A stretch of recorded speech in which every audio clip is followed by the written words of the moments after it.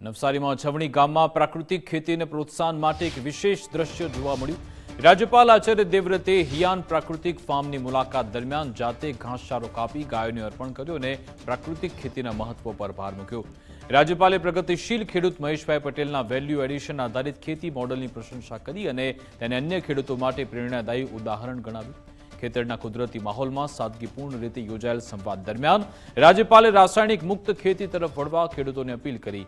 તેમણે જીવામૃત, બીજામૃત, આચ્છાદન, વાપસા અને મિશ્ર પાક જેવા પ્રાકૃતિક ખેતીના 5 મુખ્ય આધારસ્તંભ અંગે પણ માર્ગદર્શન આપ્યું હતું। હું પ્રાકૃતિક ખેતી પહેલાં શરૂઆત કરી ધીરે ધીરે। અત્યારે હું 14 વીઘા મારી પાસે જમીન છે। હું ટોટલી પ્રાકૃતિક ખેતી કરું છું। આજે મારા ફાર્મ પર રાજ્યપાલ શ્રી આવ્યા અને મારી ખેતી જોઈ અને રાજ્યપાલ શ્રી ખુશ થઈ ગયા।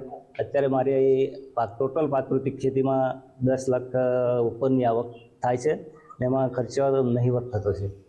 પ્રાકૃતિક ખેતીથી અમે ગાય ભેંસનું દૂધ, ઘી અને ગોબરનું વેચાણ કરીએ છીએ।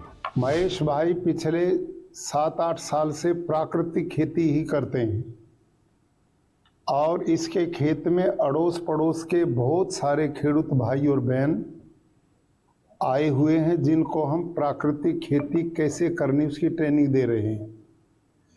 तो महेश भाई पाम ऑयल जो इस समय विदेशों से भारी मात्रा में भारत सरकार को आयात करना पड़ता है, लेकिन अब नवसारी और आसपास के बहुत सारे खेडूत पाम ऑयल की भी खेती करना शुरू कर चुके हैं।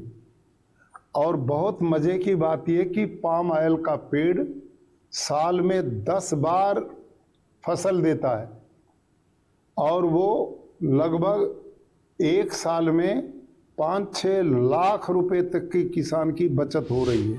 હું છેલ્લા 3 વર્ષથી આ પ્રાકૃતિક ખેતી કરી રહી છું।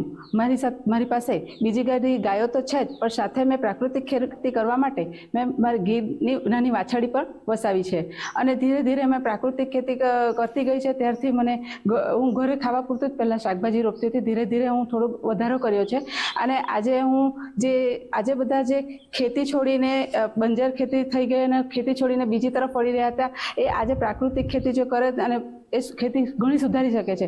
અને પછી આત્મા પ્રોજેક્ટ સાથે જોડાઈ અને મને ઘણું બધું શીખવા મળ્યું। આજે જ્યારે ગ્લોબલ વોર્મિંગ વધી રહ્યું છે, આજે કેન્સર, પ્રેશર, ડાયાબિટીસ જેવા રોગો વધી રહ્યા છે, તેવા સંજોગોની અંદર પ્રાકૃતિક ખેતી કર્યા સિવાય બીજો કોઈ રસ્તો નથી। માણસે કુદરત પાસે આવવું જ પડશે। એમણે રાજ્યપાલશ્રીએ કીધું કે ગુજરાત રાજ્યમાં 1 કરોડ આદિવાસીઓ છે, તો આ પ્રાકૃતિક ખેતી બહુ સારી રીતે એ લોકો કરી શકશે, તો એનો પ્રચાર અને પ્રસાર કરવા માટે જણાવ્યું છે। છેલ્લા 4-5 વર્ષથી પ્રાકૃતિક કૃષિ આધારિત ખેતી કરું છું।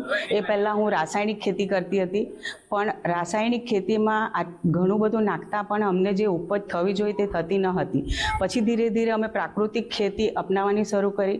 એ પ્રાકૃતિક ખેતી વિશે, ઘન જીવામૃત વિશે, જીવામૃત વિશે એ લોકો જીવામૃત નાખીને એ લોકો રાસાયણિક ખાતર બંધ કરે, એ રીતે એ લોકો પોતાનું જીવન સુધારે એ માટે અમે એ લોકોને માહિતગાર કરીએ છીએ। રાસાયણિક ખાતરથી આપણને શું નુકસાન થાય છે અને પ્રાકૃતિક ખેતી વિશે આપણને શું ફાયદા થાય છે એના વિશે એ લોકોને અમે ખેડૂત ભાઈઓ અને બહેનોને સમજાવીએ છીએ। વડાપ્રધાન નરેન્દ્રભાઈ મોદીનું એનું પણ સપનું છે કે એના 12 વર્ષ પૂર્ણ થાય છે અને એનું સપનું છે કે બધા ખેડૂત ભાઈઓ બહેનો પ્રાકૃતિક ખેતી કરે તો આપણું જીવન જે રોગથી બચી શકે, એ માટે એ લોકોને માહિતગાર કરીએ છીએ।